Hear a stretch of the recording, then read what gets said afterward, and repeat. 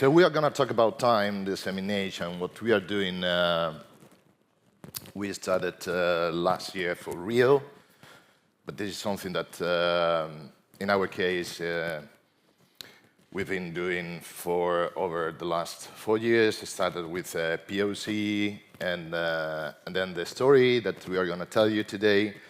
It's about what are we doing and what the plans are. So, next, yeah. Time and satellites. I think we talked about this last year, and it's good to do a quick reminder of why satellites are important, or maybe not so much. But this is a Galileo satellite in preparation at ESA. And from here on, it's one flow. It goes into Ariane launching system. And we have, of course, a lot of, you know by heart, how many Galileo satellites do we have? Ish? 20-ish, something, yeah. When we say GPS, we actually mean GNSS, because GPS is the American system. Exactly. Then we it's have like the Galileo. Danone for yogurt. So usually you use GPS for referring to the global navigation satellite systems. By the way, just one remark. GPS, all these constellations, the scope, the main scope is positioning. So it's not time.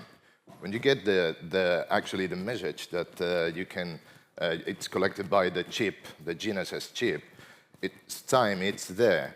And it's how they decode the time signal from these satellites. Just a little remark.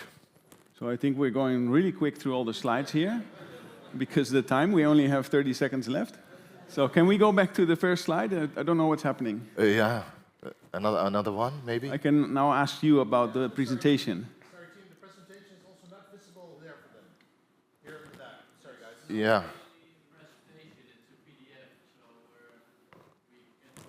I can ask you for a next slide if that helps. Yeah. Can we? Don't worry. Can we get to the? Is this a second slide? Oh yeah, this is of course GPS. So this is a well-known image, I think, flight radar. We've all seen it. Interesting fact. Miguel pointed it out. That of course over Ukraine and Iran we don't have so many flights anymore for obvious reasons.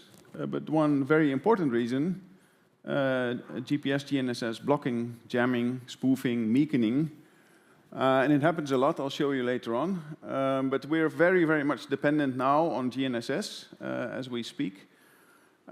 For navigational purposes, of course. Agricultural, I don't know, many people know that if you want to sow a field with a tractor, then you use GPS, because then you can do it very accurately. Medical services, first responders using it. Planes, trains and automobiles, I would say. Next slide, please. So it's not just positioning. Next slide. This is an image, a photo I made on Svalbard. I was there last year, which is the North Pole. This is called Svalsat. Have anyone seen the latest and greatest Mission Impossible movie? Show of hands, no, none, yeah. You recognize it, yeah. Tom Cruise running through this field. It actually exists, it was recorded there. The reason why they do this here is because they have a good view of all the satellites, so it's a commercial satellite operational plant. But the reason why I'm showing it, not just because it's a cool place to be, literally, is that most satellites are actually operated, and also the Galileo satellites are retimed, reclocked from these sort of plants. Because time is a crucial part of satellites. So inside a satellite is a cesium, it's not cesium anymore, is it? It's masers, I think. Hydrogen masers and rubidium. Yeah. So inside the satellite we have very, very accurate clocks that need to be synchronized continuously, and that's being done from the ground stations. Next slide, please. Next one, please, because it's no longer very, very reliable. It is at risk. What you see here is, I think, we've seen before this, but it's the jamming that's going on a specific day. This was just a few days back. You can go online and look it up. And of course, you see a lot of, this one works. You see what's happening here. It's quite crazy. I think we talked about this in the UK. You have tens of thousands of occurrences of GPS jamming and blocking, spoofing per month, I think. So that's quite crazy. And that, of course, is dangerous because, flying on GPS alone and not being able to see where you're going or where you are is a bit of a nightmare. Next slide, please. So the London Economics 2 years ago published a document where they said this is the loss if we don't have access to GNSS, navigational, and time for just 1 week. So that's 7 billion pounds. I don't know the actual value of the pound currently. No one does. But as you can see, it's a lot of emergency services, maritime, agriculture, the ones I mentioned. So the loss, the economic value of having GNSS is very apparent. However, we're at risk, and if you can show me the next slide. It was actually NATO, but the Royal Netherlands Air and Space Force has now called Air and Space Force, because we had air, land, and sea. Then we had cyber, that you know so well. But then we had a fifth domain, which is space. Space used to be safe. Now it no longer is. We have actually an idea of what we can and should and shouldn't do in space. Experiments have been done to shoot a satellite out of space successfully. So we're at risk with this GNSS-dependent infrastructure. Next slide, please. The thing is, are we prepared if all this happens? If there's jamming, spoofing, we don't have time anymore. All our networks, I think 95% of the networks we have, the clocks that we have, are synchronized over GNSS. All the NTP servers, all the PTP protocols that we use. Most clocks, I would say. Can we think of a clock that is not synchronized over air? Are we prepared if we don't have access to GNSS anymore? So if you show me the next slide. Of course, we are not prepared. This was Spain last year, April. We had a massive power outage over the entire peninsula for a day, a bit more even. Or half a day. And of course, this is not entirely related to time, but time can severely disrupt any network that we have. Think about utilities. And we saw that, the first few hours were good. We'll have a laugh because if it happens during the day, it's fine. But if it's at night, it's dark. We'll see an intake of more births 9 months later. But after 4 hours, people start to panic. After 8 hours, there's riots because people are hungry and they are actually outside of the Albert Heijn. And the door is closed, and inside the Albert Heijn there is food rotting away. We need to think about those situations. Of course, the resilient future is all about that. What do we do if we're prepared? Can you show me the next slides? We buy toilet paper. And lots of it. Maybe beer as well. There's some beer. Maybe a good combination. But we as a country, of course, we're not prepared. I don't think we're unique in that. I think worldwide. But we should think about different ways to be more resilient. Next slide, please. And this, of course, but yeah, we are fiber guys. The better alternative, terrestrial time dissemination, transporting time over fiber optical networks. And Miguel, can you tell me about time? What is time? Next slide, please. It's an interesting one. You have a story about half a second. Next slide. Yes, let's go for the next one. Who recognizes this? We have Ukrainians friends today, and yesterday as well. Well, this is actually the Chernobyl power plant. It's the 40th anniversary, the 40th anniversary this year. So what happened here is that on the 26th of April 1986, so I think a few of us remind that date more or less, one in the morning, 24 minutes, and only half a second was a power surge by a factor of 10,000, which translate into an increase of 40,000 degrees, half a second. We cannot even notice what is a half a second. So next slide, please. And this is where actually, time is occurring.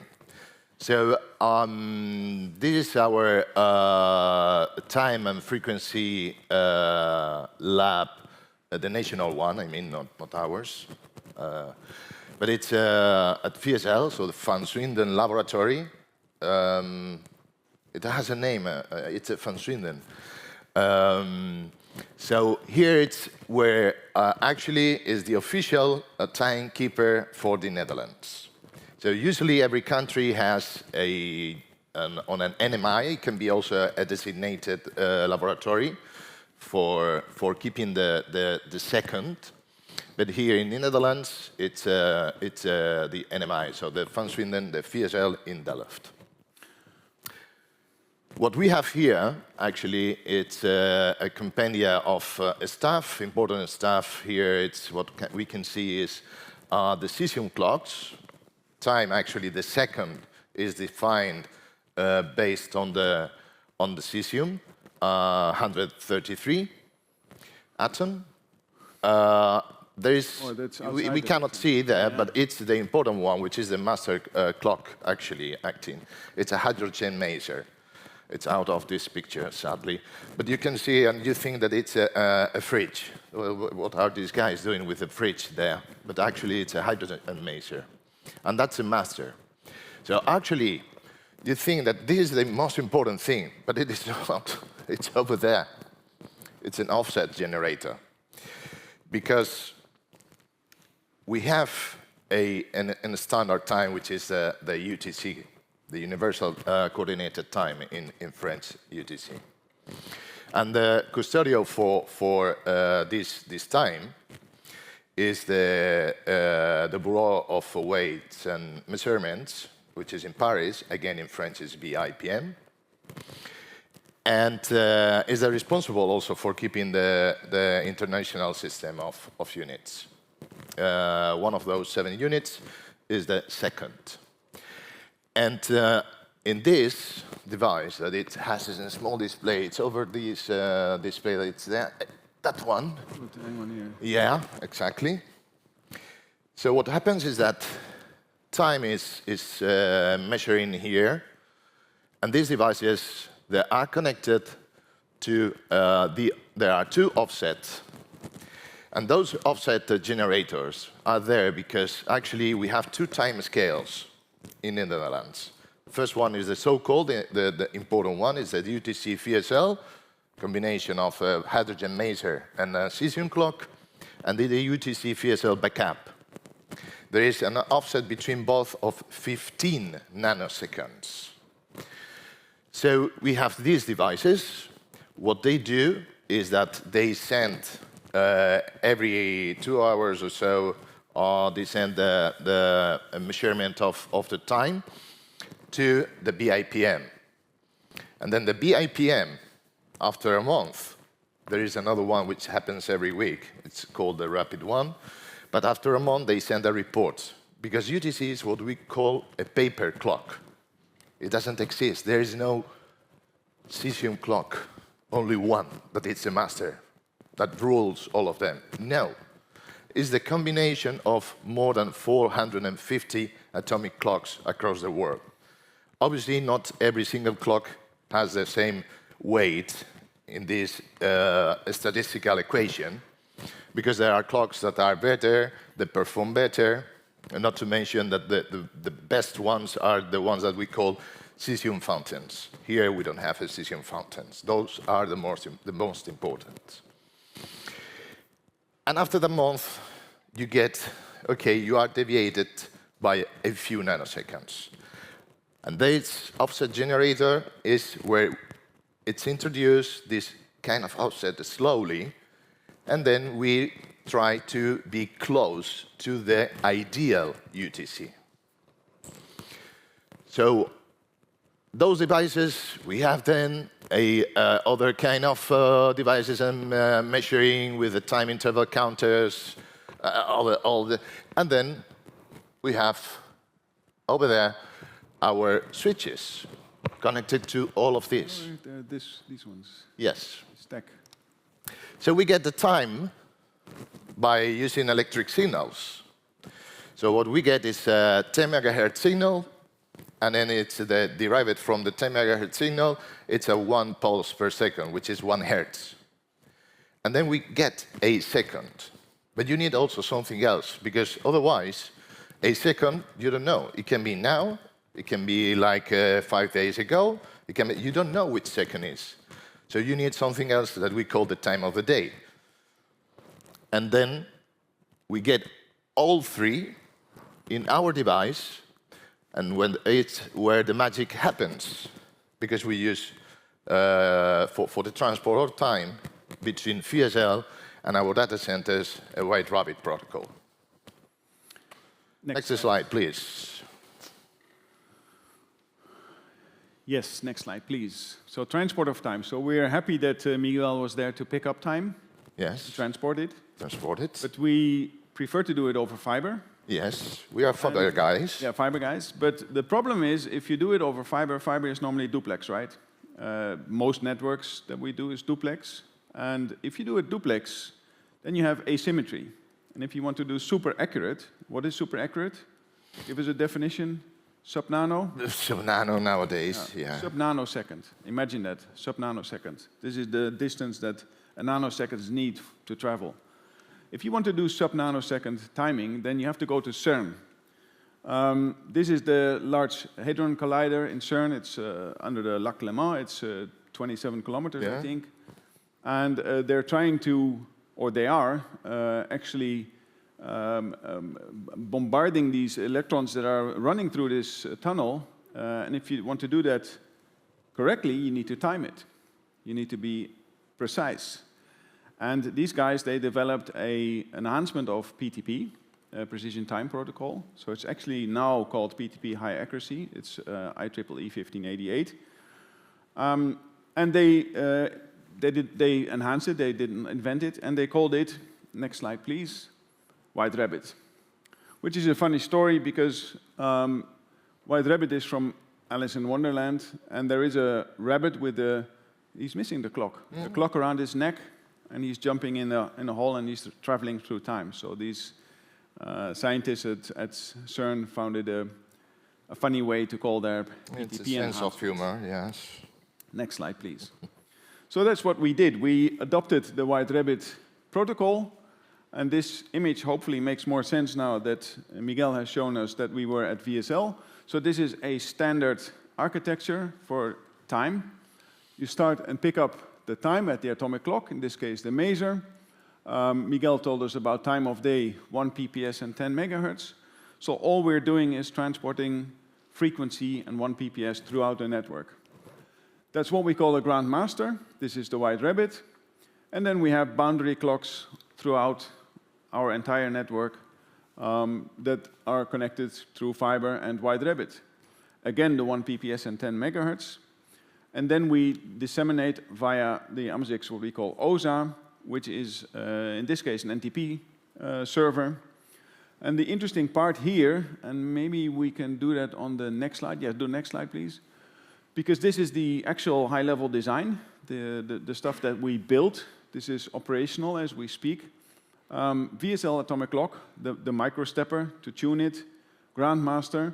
Then we have a lot of DWM filters, but we're actually building this from Delft, VSL, to AMS-17 DRT, Digital Realty at the Science Park. So that's a link of 100 kilometers. We can do that unamplified and over one fiber.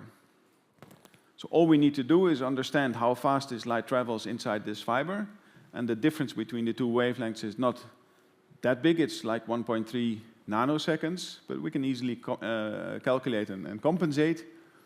And again, we hand over the 10 megahertz and 1 PPS to the servers in both DRT and global switch. So we have another route that runs all the way through BytesNet and back to global switch. The interesting part about this is that we have an inherently safe network, because we're not connecting any active devices other than the 1 PPS and 10 megahertz over coaxial cables. And for me, coaxial is a bit exciting because I'm out of my comfort zone because we're fiber guys. Electric signals. But it's a one-directional electric signal. So this is a safe network to implement. So it's also safe because if we're building safe and resilient networks, then this helps us to build that and not be cyber attacked. Denial of service is going to be a bit difficult here. And furthermore, we monitor this network 24/7 with OTDR measurements. So if someone wants to tamper with the network, we'll be the first to notice. We'll be the ones who tell AMS-IX where exactly it is at a meter level accuracy. So this is a pretty resilient network, I would say. It is validated because we get that question a lot. So there's a route from the grandmaster to the boundary, then back to a validator. And there is a interval counter, time interval counter. And special device. And you're just measuring the offset between the 1 PPSs. We actually don't trust anyone, so we do the same here at DRT, so we have the same devices. And we can even do a round trip all the way around and still do that validation. So that is a pretty good setup. Now, if you're interested in seeing that setup, so next slide, please. Right next to DRT, there is our Tallgrass office, and Miguel and I build a lab, and this is our lab setup. So it's becoming pretty. We're becoming obsessed, I would say, with the lab. Yeah, it's getting out of hand. But time nut. There is a risk if you get involved in this that you become a time nut, and I think that's for life. Here you see the same clock that you saw before, right, in VSL. This is one of the old ones, and it's actually an empty one, I have to tell. It's, there is no more cesium. That's one of the problems with cesium, because cesium evaporates at the rate of more than 1 gram per year. And that's the reason why satellites, they don't bring cesium, and instead they use rubidium and hydrogen mainly. So this also has, it's already, empty of cesium. So you can ask, so why do you have that? Well, because the logo from VSL is nice. So I would say that's the main reason, right? But yeah, it's not just important, that part. So it's we have the switches that you can see over there.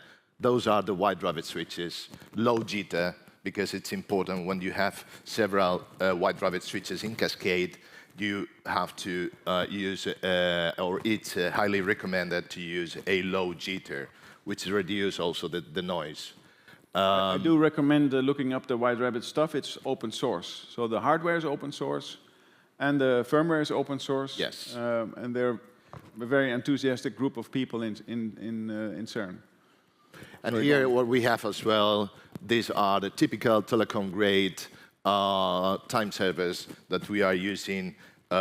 It's in the end of where we have also the White Rabbit switches. You see these coaxial cables, and then we are plugging the coaxial directly to our time servers, where is the timing protocol is occurring.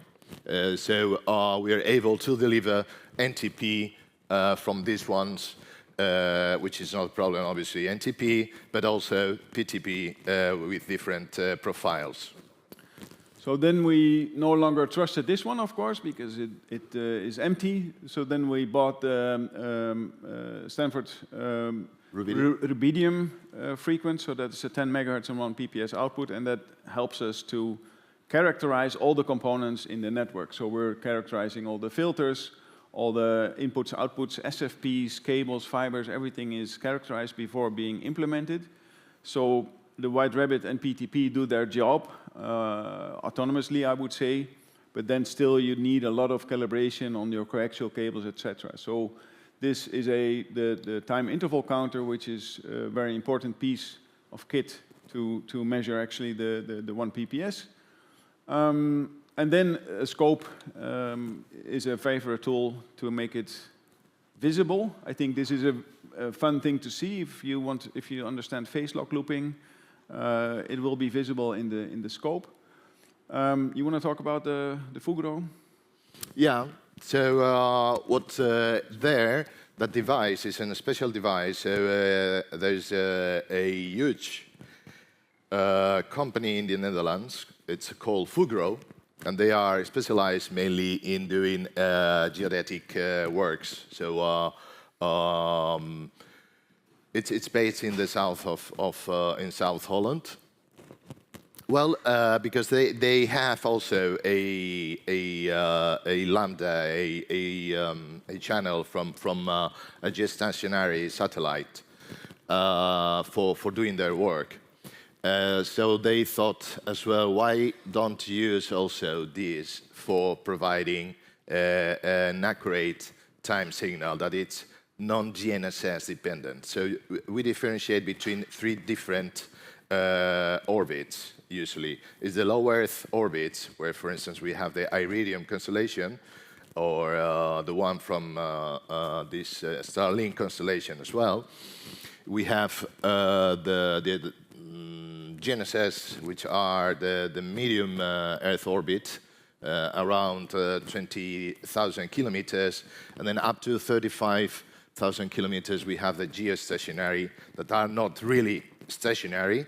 They do like number 8, more or less, and they have to be constantly monitored. But these guys, what they are doing actually, it's quite interesting. They are producing, you can reach an accuracy of 1 nanosecond. Traceability is a different oh yeah, we did discussion. talk about that. We have to talk about that. And we have to look at the time, Miguel. But yeah, it's a very nice piece of hardware also that allows us to calibrate stuff. That's the important thing. We do encourage you to come and have a look at the lab. Next slide, please. And the next. Yeah, of course, this is just an example. Eurofiber network, there's a lot of carriers in the Netherlands, but if there's fiber, we can access it and we can bring you time. Next slide, please. Then, of course, time. We talk about time scales, seconds, microseconds, nanoseconds, picoseconds even. Yep. And then it becomes in the crazy scale, femto and attoseconds, but yeah. that's for quantum experiments. So currently, we're offering private NTP, and I think we need to talk about traceability. So maybe we can go back to the high-level design. So that's the last network slide. Go back, go back, go back. This one, yes, thank you very much. So we're transporting a super accurate maser time, and this is all fiber. So if you want compliance for your NIS2, for your DORA, your MiFID, MiFIR, most compliancy talks about traceability of time. And when we talk about traceability, it's not just time in itself, because GPS provides time, or GNSS, but we're talking UTC VSL.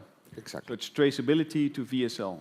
And that is what we're actually offering today. So we're saying we have a fully known path that we build, that we control, and where we distribute time at this level into the peering platform of AMS-IX.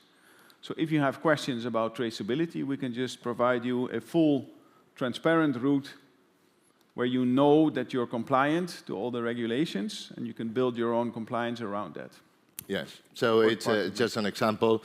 For instance, the majority of you probably know the pool.ntp.org. So forget about traceability. When we talk traceability, is that we can go down to the UTC paper clock produced by the BIPM. So forget about that. And that has legal implications, because in the case of a dispute, which is not happening, I mean, I'm not reading very often about that, but if there is a dispute, I mean, which the one that it's going to go to the court, at least here in the Netherlands, will be VSL. And VSL will say, well, I cannot, I mean, this is impossible just to trace.